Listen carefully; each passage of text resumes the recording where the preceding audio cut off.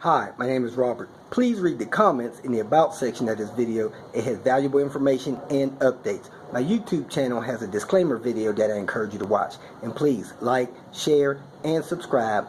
I hope you found what you're looking for. Thank you very much for watching. Okay everybody, whenever you're doing a cylinder head job and you're having starting issues, these are the three most common issues you're going to have with getting a car started. Number one, your cam sensor plug is shattered, broken in pieces, and not held in properly. I did a couple videos showing you guys how these things are busted up, and I've shown you how I use epoxy to fix those. So if that plug on that cam sensor is messed up, this is a Bosch one, it should be great. Second issue, if you don't have any compression, whenever you have the cylinder head off for an extended period of time, get all the plugs out, all that stuff, your cylinder walls may be dry, especially if you cleaned the head and the block really good. Some people even clean those cylinder walls, making sure they got the top of the pistons clean. It's best if you use an oil-soaked rag and wipe those cylinder walls, saturating them with oil before you put your head on. That'll allow you to build compression quick. You know, if you don't have compression, the car's not going to start. You have to have a long crank to get it started, like I did with Little Red the other day.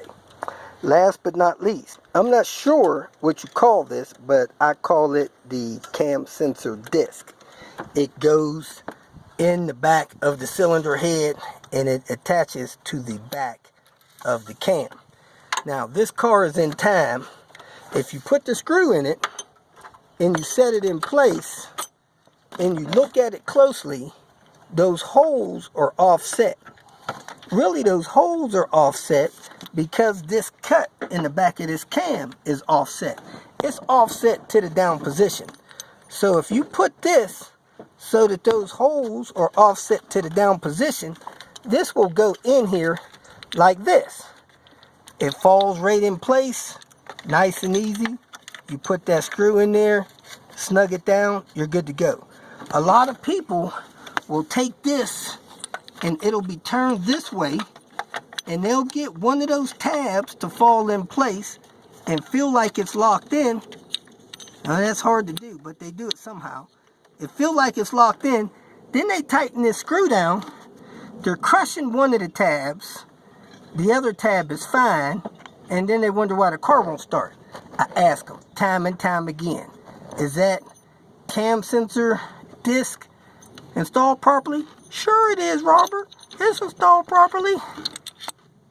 Their firing order's off. Cam sensor's not on right. So anyway, you can pull that off, see if one of those tabs are bent down.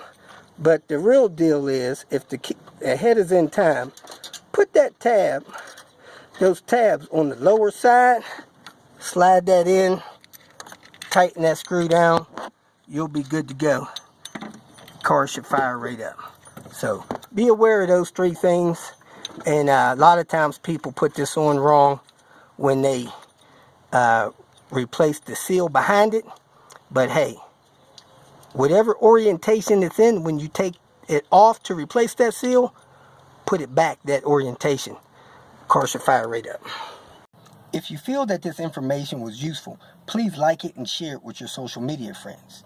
You can subscribe to my channel so that you will get notifications of future videos that I post. You can follow me on Twitter, and if you need to contact me directly, please visit my website.